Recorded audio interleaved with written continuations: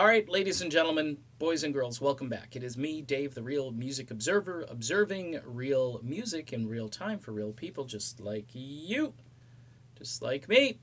Okay, so I was actually doing some real music observing, watching a video that was uploaded to YouTube back in October. Fleetwood Mac performing live, the current version of Fleetwood Mac, obviously, in Tulsa, Oklahoma. And the song they're doing in said upload is Free Fallin', Tom Petty song. And the first comment, I didn't read any more comments. The first comment is, I can't watch this without tearing up. Okay, now, I've made jokes. I've said, well, I tear up a little bit too if I hear Stevie Nicks singing this Tom Petty song.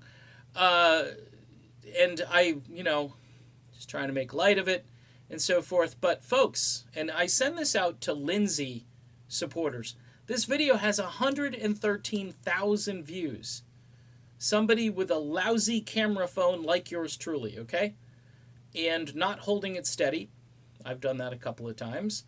And the audio obviously is like AM radio quality from the 1970s.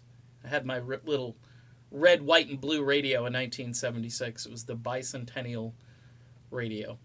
Coolest thing, and it's probably the first radio I ever heard the song Rhiannon on.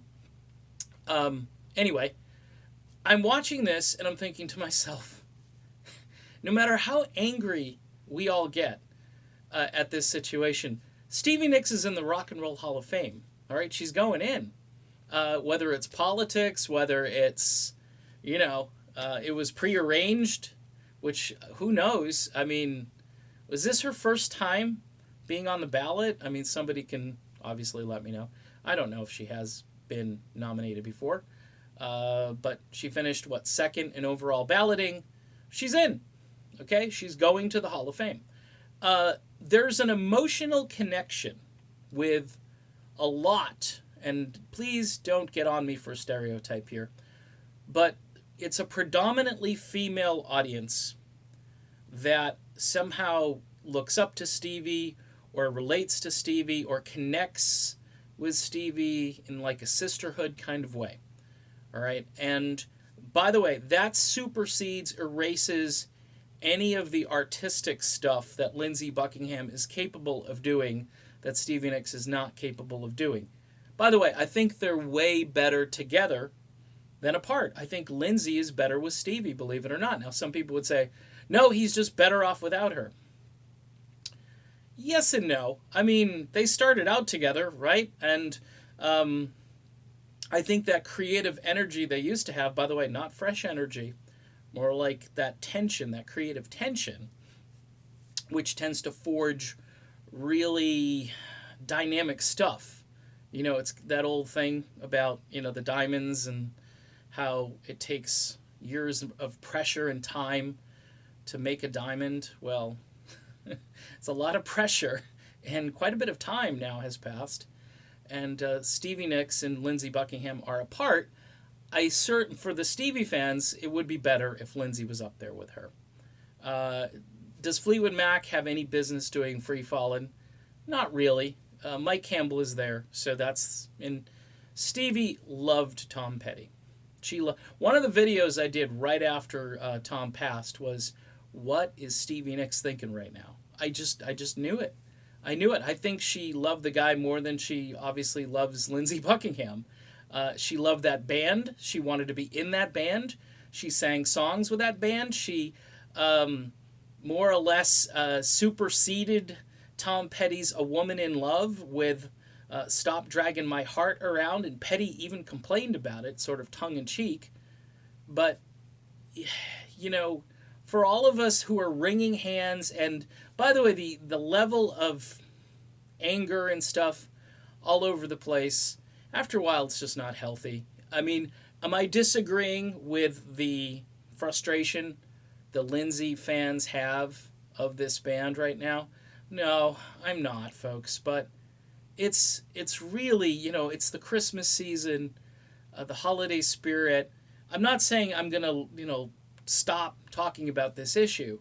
But when you see 113,000 views, okay, and you see all the connections that are made there, and maybe in an intellectual way you can't connect with what people are watching, because the person who sent me this video link is like, how can anybody listen to this?